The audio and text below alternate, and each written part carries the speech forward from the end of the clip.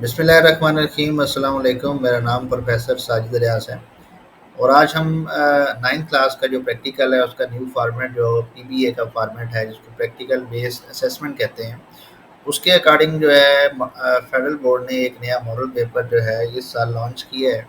और वो model paper जो है मैं कम्प्लीटली स्टेप बाय स्टेप आपको सॉल्व करके बताऊंगा कि एग्ज़ाम के अंदर आपने उस मॉडल पेपर को किस तरह से सॉल्व करना है। इससे पहले मैंने फर्स्ट ईयर के लिए जो है पीबीए का प्रैक्टिकल का कंप्यूटर साइंस का जो प्रैक्टिकल है उसका उसकी वीडियो बनाई थी, तो वो आप लोगों ने बड़ी पसंद की और बड़ा उसको सराहा। बहुत शुक्रिया आप लोग। अभी जो है मैं 9th क्लास का जो है पीबीए का जो प्रैक्टिकल है उसका मॉडल पेपर जो है आपको सॉल्व करके बताऊंगा कि पीबीए का जो 9th क्लास का मॉडल पेपर है वो आप किस तरह से सॉल्व करेंगे। तो सबसे पहले हम प्रैक्टिकल का सिलेबस देख लेते हैं कि आपके प्रैक्टिकल का सिलेबस क्या है। आपके प्रैक्टिकल सिलेबस में वर्ड प्रोसेसिंग का पार्ट है, तो पहला क्वेश्चन जो आपका होगा वो माइक्रोसॉफ्ट वर्ड से रिलेटेड होगा और उसमें ये सारे कंटेंट्स आपको दिए हुए हैं। मेरा माइक्रोसॉफ्ट वर्ड का एक फुल कोर्स भी है, उसके अंदर ये सारी की सारी चीज़ें जो है मैंने डिटेल से जो है उस डिस्कस की हुई हैं। अगर आप देखना चाहें तो मैं उसको डिस्क्रिप्शन के अंदर जो है माइक्रोसॉफ्ट वर्ड का फुल कोर्स का लिंक डाल दूँगा, तो उसमें जो आपसे रिलेटेड जो वीडियोज़ हैं वो आप देख सकते हैं, तो उससे आपको जो है इन चीज़ों का आइडिया हो जाएगा। उसके बाद फिर दूसरे नंबर पे हमारे पास क्वेश्चन नंबर 2 है। क्वेश्चन नंबर 2 में आपको स्प्रेडशीट से रिलेटेड क्वेश्चंस होंगे। तो क्वेश्चन नंबर 2 बेसिकली स्प्रेडशीट हम कहते हैं कि माइक्रोसॉफ्ट एक्सेल जो है उसके अंदर जो है स्प्रेडशीट के यानी कोई लेंथी डॉक्यूमेंट्स आप इसके अंदर बना सकते हैं। Number of rose and columns जो है ज़्यादा होते हैं, रोज एंड कॉलम्स के फॉर्म में आप जो डेटा इसमें रख सकते हैं। फिर क्वेश्चन नंबर 3 होगा, ये पार्ट 2 के अंदर हमारे पास आएगा उर्दू एडिटर। उर्दू एडिटर हमारे पास इन पेज होता है, तो इन पेज से रिलेटेड जो है वो क्वेश्चन होंगे। और क्वेश्चन नंबर 4 में फिर हम देखेंगे क्या विंडोज़ के कुछ बेसिक्स क्वेश्चन होंगे।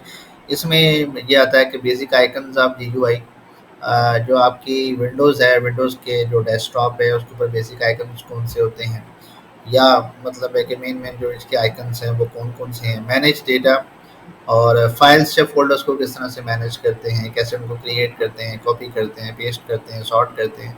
तो इस तरह की डिफरेंट चीज़ें जो फाइल्स एंड फ़ोल्डर्स के ऊपर ऑपरेशन परफॉर्म किए जा सकते हैं, इससे रिलेटेड फिर आपका जो है ना एक क्वेश्चन होगा। तो ये आपके 4 क्वेश्चंस होंगे। तो आइए जी, अब हम अपना मॉडल पेपर की तरफ जाते हैं और उसको स्टार्ट करते हैं। तो आपका जो मॉडल पेपर है कंप्यूटर साइंस का, ठीक है, PBS stands for practical based assessment. तो ये बेसिकली असेसमेंट है, आपका रिटर्न पेपर होता है। इसमें आपने लेबॉरेटरी के अंदर कुछ भी जाके परफॉर्म नहीं करना, सिंपली जो आपने जो है वो पेपर की फॉर्म, जिस तरह बाकी पेपर होते हैं ये पेपर भी उसी तरह से ही होगा। और जब आपके पेपर ख़त्म हो जाएंगे तो उसी सेंटर के अंदर आपके पास जो है वो पीबीए का 1 घंटे का पेपर आपसे लिया जाएगा। अब यहाँ पे इसका टाइम हमारे पास फर्स्ट ईयर में तो 1 घंटा होता है, यहाँ पे आपके पास जो है वो इसके टोटल मार्क्स 20 होंगे और टाइम इसके लिए आपको 45 मिनट्स दिए जाएंगे। सबसे पहले हमारे पास सेक्शन ए है। अब यहाँ पे उसने एक नोट दिया हुआ है कि attempt all questions and answer the questions with in the provided spaces, के तमाम क्वेश्चंस जो हैं आपने अटेम्प्ट करने हैं और जो स्पेस गिवन है उसी के अंदर आपने आंसर लिखने हैं, कोई एक्स्ट्रा शीट आपको इसके लिए नहीं दी जाएगी। अब पहला आपका क्वेश्चन है, उसने कहा जी keeping in view figure 1 below answer the following question. अब फिगर 1 क्या है हमारे पास? फिगर 1 आपके पास जो है बेसिकली ये माइक्रोसॉफ्ट वर्ड की एक पिक्चर है, इससे रिलेटेड उसने आपसे कुछ क्वेश्चंस पूछे हुए, ठीक है। अब इसमें पहला हमारे पास क्वेश्चन है, which ribbon tab has the option to add a table. Table को ऐड करने के लिए कौन सा आप जो है वो रिबन का टैब जो है वो यूज़ करते हैं, ठीक है। तो होम है, इंसर्ट है, पेज है, लेआउट है और ये रेफरेंसेस हैं, मेलिंग्स हैं, फिर इसी तरह से रिव्यू एंड व्यू है। ये डिफरेंट टैब्स आपको दिए गए हैं, आपने इसमें से एक सिलेक्ट करना है। तो इसके लिए आपके पास जो टैब है वो इंसर्ट का टैब होता है। इंसर्ट के टैब में जाके टेबल की ऑप्शन होती है, ठीक है। मैं आपको ये दिखा भी देता हूँ। अब अगर आप माइक्रोसॉफ्ट वर्ड में जाएँ तो ये इंसर्ट के टैब में जाएँगे तो ये आपके पास देखें ये टेबल की ऑप्शन आ जाती है, यहाँ से आप टेबल जो है वो इंसर्ट कर सकते हैं, ठीक है। तो ये इंसर्ट के टैब में जाके आपके पास ये ऑप्शन आती है। उसके बाद दूसरे नंबर पे आपके पास can circle the option in the picture that is used to justify align the text. इसमें जो जस्टिफाई की ऑप्शन है वो कहाँ पे होती है? जस्टिफाई अलाइनमेंट की बेसिकली वो आपसे ऑप्शन पूछ रहा है। अब देखें यहाँ पे आपके पास ये जो ऑप्शन है ये जस्टिफाई की ऑप्शन होती है, ठीक है। तो ये जहाँ पे सारी की सारी लाइंस जो हैं वो लेफ्ट साइड पे भी बराबर होती हैं, राइट साइड पे भी बराबर होती हैं, तो ये आपके पास जस्टिफाई का ऑप्शन होता है। अभी मैं आपको माइक्रोसॉफ्ट वर्ड में भी दिखा देता हूँ कि अगर आप होम के टैब में जाएंगे तो होम के टैब में यहाँ पे अगर मैं कर्सर रखूँगा तो वहाँ पे जस्टिफाई लिखा हुआ आ जाएगा। ठीक है, तो ये हमारे पास जस्टिफाई की ऑप्शन होती है। उसके बाद तीसरा क्वेश्चन है कि encircle the option on the picture that is used to adjust line spacing. Line spacing के लिए कौन सी ऑप्शन यूज होती है? तो लाइन स्पेसिंग के लिए आपके पास ये कॉर्नर में जो है आपके पास यहाँ पे नज़र आ रहा है, ये आपके पास जो आइकन है ये जो है ये लाइन स्पेसिंग के लिए हम यूज़ करते हैं। ठीक है, तो अब यहाँ पे मैं माइक्रोसॉफ्ट वर्ड में भी आपको दिखा देता हूँ कि ये देखें यहाँ पे ये लाइन स्पेसिंग का मेरे पास जो है वो लाइन एंड पैराग्राफ स्पेसिंग की ऑप्शन आ रही है। उसके बाद अगला क्वेश्चन है नंबर 4 है जी के encircle the option on the picture that is used to print a document. Print का करने के लिए आपके पास कौन सी ऑप्शन होती है? तो इसके लिए वो प्रिंट का आइकन होता है, ये प्रिंट का आइकन है, आप इसको जो है सिंपली सर्कल कर देंगे तो ये जो है ये आपका, आपने सिर्फ यहाँ पे जाके इनको सर्कल करना है तो आपको इसके नंबर मिल जाएंगे। ठीक है, उसके बाद हमारे पास ऑप्शन है कि which ribbon tab has the option to spell check. Spell check जो है वो किसके अंदर होता है? तो स्पेल चेक आपका रिव्यू का जो टैब है उसके अंदर होता है। मैं आपको यहाँ पे दिखा भी देता हूँ। ये अगर आप रिव्यू के टैब में जाएंगे तो रिव्यू के टैब के अंदर जाके या देखें स्पेलिंग एंड ग्रामर की ऑप्शन होती है। ठीक है, तो स्पेल चेक की ऑप्शन आपके पास रिव्यू के टैब में होती है। फिर इसी तरह से अगला क्वेश्चन है कि write down the steps to save the above document in D drive. D drive के अंदर आपने इस डॉक्यूमेंट को सेव करना है, क्या स्टेप होंगे? तो बड़ा सिंपल सा है कि पहले हमने कहा कि क्लिक ऑफिस बटन। अब ये असल में ऑफिस 2007 है, मेरे पास जो है ऑफिस 2021 है, लेटेस्ट है। इसमें ये है कि हम फाइल के बटन को क्लिक करते हैं। ठीक है, यहाँ पे जाके आप सेव में जाएंगे, जो सेव के अंदर जाएंगे तो उसमें तो डायरेक्ट आपके पास सेव के बाद जो है ये डायलॉग बॉक्स ओपन हो जाएगा। तो ये ऊपर देखें save as dialog box open होता है, यहाँ पे अपनी फाइल का नाम देंगे, सेव करेंगे तो वो सेव हो जाएगी। ठीक है, तो पहली चीज़ ये है कि click office button, office button को क्लिक करें, सेलेक्ट सेव, फिर उसके अंदर जो मेन्यू ओपन होगा उसमें सेव को क्लिक करें। तो उसके बाद फिर आप डी ड्राइव को सिलेक्ट करेंगे। डी ड्राइव को सिलेक्ट करने के बाद save as dialog box open होगा, उस डायलॉग बॉक्स में जाके आप अपनी फाइल का नेम दें और फिर उस सेव के बटन को क्लिक कर दें, तो इस तरह से आपकी फाइल सेव हो जाएगी। इस तरह से आपने यहाँ पे ये 3 स्टेप्स लिखने हैं तो उसका एक नंबर आपको मिल जाएगा। ठीक है, तो इस तरह से आपका क्वेश्चन नंबर 1 जो है वो कंप्लीट हो गया। अब हम आते हैं क्वेश्चन नंबर 2 की तरफ। फिगर 2 में उसने आपको माइक्रोसॉफ्ट एक्सेल 2007 की फिगर दी हुई है। तो इन क्वेश्चंस का आंसर जो है उसने उसके अकॉर्डिंग फिर उसने कहा कि आपके पास स्प्रेडशीट डेटा भी प्रोवाइड किया गया है फिगर 3 के अंदर, तो उन दोनों फिगर्स को देख के फिर आपने यहाँ पे अपना आंसर देना है। मैं थोड़ा सा इसको नीचे जाता हूँ, तो अभी आप ये देख सकते हैं कि आपके पास ना ये दोनों फिगर्स दी हुई हैं।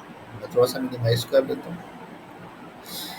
ये 2 फिगर आपको दी हुई हैं, ऊपर उसने आपको टूल बार दी हुई है। ठीक है, एमएस एक्सेल की टूल बार दी हुई है और नीचे जो है आपके पास जो है वो एक शीट बनी हुई है डेटा के साथ। अब हमारे पास जो पहला क्वेश्चन है वो क्या है? फर्स्ट क्वेश्चन हमारे पास ये है, write down the Excel formula using Excel functions to calculate obtain marks as shown in the spreadsheet. Question आपसे ये किया गया है कि एक्सेल के फंक्शन को यूज करके आपने ऑब्टेन मार्क्स को कैलकुलेट करना है। ठीक है, अब देखें आपके पास जो ऑब्टेन मार्क्स हैं वो आपके पास है यहाँ पे ये एफ का जो आपके पास नज़र आ रहा है कॉलम, ये इसके अंदर है और इस साइड पे जो रो है रो नंबर 2 से स्टार्ट होके रो नंबर 8 तक जा रहा है। तो हम यहाँ पे नीचे जो ये वाला सेल है आपका, यहाँ पे हम इक्वल टू सम, सम का फंक्शन लिखेंगे। F2 क्या है? बेसिकली आपका स्टार्टिंग सेल है। तो आपका ये जो पहला सेल है जहाँ पे 185 लिखा हुआ है, तो इसका एड्रेस क्या होगा? इस साइड से आपका F आ रहा है और इस साइड से 2 आ रहा है, तो इसका एड्रेस आपके पास जो है ये F2 बनेगा। ठीक है, फिर कॉलन का साइन देंगे, 2 डॉट ऊपर नीचे लगाएंगे आप और फिर लास्ट सेल का एड्रेस देंगे। लास्ट सेल आपका कौन सा है? जहाँ पे 199 लिखा है, इसका एड्रेस क्या है? इसका एड्रेस होगा F और इधर से 8, F8 आपका जो है ना ये एड्रेस बन जाएगा इसका। तो इस तरह equal to some F2 colon F8 लिखेंगे, एंटर प्रेस करेंगे तो यहाँ पे वो ऑब्टेन मार्क्स को कैलकुलेट कर देगा। ये फार्मूला आपने वहाँ पे ऊपर लिख देना है। ठीक है, क्वेश्चन नंबर 2 का पार्ट 2 है। इसके अंदर हम ये देखेंगे कि व्हाट एमएस एक्सेल मेथड और shortcut can be utilized to insert more roll number in serial number. आपके पास सीरियल नंबर का कॉलम दिया हुआ है, आप यहाँ पे देख सकते हैं कि सीरियल नंबर के कॉलम में आपने मजीद उसमें रोल नंबर ऐड करने हैं।